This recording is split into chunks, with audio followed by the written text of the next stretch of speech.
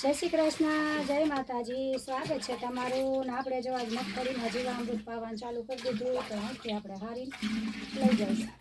જો આપણે પ્રાકૃતિક ખેતી ઉપર થોડુંક ધ્યાન દેવું પડશે। જો પ્રાકૃતિક ખેતી ઉપર ધ્યાન નહીં દે તો જમીનના પોષક તત્વોનો નાશ થતો જાય છે। જમીનમાં પોષક તત્વ નહીં હોય તો આપણા ખાનપાન ઉપર અસર પડશે। આપણું જે અંદર ધાન પકાવી, શાકભાજી પકાવી એની અંદર પોષક તત્વો મળતા નથી। એ પોષક તત્વો આપણે ન મળે એટલે આપણા શરીરને પણ ન મળે, શરીરને ન મળે એટલે આપણા સ્વાસ્થ્ય જળવાઈ રહેતું નથી।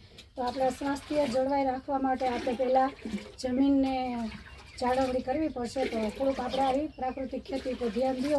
અને જો આપણે અહીંથી જીવામૃત હારી અને વાડીએ લઈ જઈશું।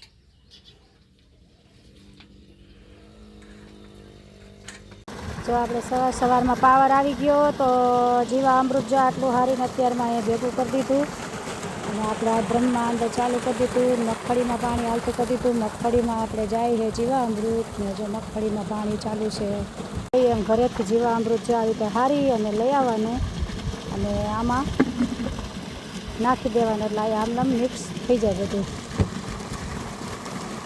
જો આ રીતે ડબલાનું માપ રાખ્યા છે અને આ માપ ભરી 1 લીટર ભેગું ગૌમૂત્ર નાખતા જાય છે અને બાકીનું 3 લીટર જીવામૃત એક ત્યારે। તો આપણે મગફળીમાં જીવામૃત પાવાનું ચાલુ કરી દીધું છે। તો મારું કામ છે જીવામૃતને ઘરેથી હારીને લઈ આવવાનું અને એને પાણી વાળવાનું। હવે આ રીતે ડ્રમ આખું પાણીનું ભરી દઈ નળ દ્વારા આપણી મગફળીમાં જીવામૃત જાય છે। મગફળી એકદમ જો કાળી થઈ ગઈ, નવું પાન કાઢવાનું બંધ કરી દીધું એટલે મગફળીને અત્યારે હુયા બેસવાનો ટાઈમ થઈ ગયો છે તો મગફળીમાં ગારો જરૂરી છે। તો ભીનું ભેજ હોવો જ જોઈએ। તો આપણે મગફળી પાવાનું ચાલુ કરી દીધી। વરસાદ હતો ત્યારે વિરામ લઈ લીધો છે અને આ બાજુ આપણી ડુંગળી જો એ મસ્તીની છે, એ નિંદાઈ ખોદાઈને કમ્પ્લીટ થઈ ગઈ। સાથે છે ને આપણે આ ગૌમૂત્ર કાઢી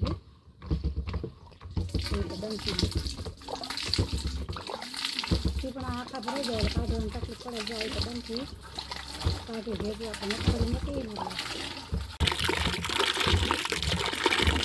કેટલું જો ટીપણામાંથી આ રીતે કાઢવાનું હેલું પડે। આ છાંયા ઉનાળાના 2 ટીપણા ગૌમૂત્રના પર રેખાને આવી રીતે હવે અત્યારે પિયતમાં ઉપયોગ લઈશી। તો આપણી અપરાજિતાને આવી રીતે દિલ આકારનો વાયરથી શેપ આપ્યો હતો તો કેવી મસ્ત જો આખી દિલ આકારના શેપમાં પૂરેપૂરી બંધાઈ ગઈ। પણ હજી આખી આમ સરસ મસ્ત થાય ને સરસ બધામાં ફૂલ આવશે। ફૂલ તો જો કે ઘણા આવ્યા હતા પણ અત્યારે શ્રાવણ મહિનો છે ને એટલે ફૂલ બધા ઉતરી જાય।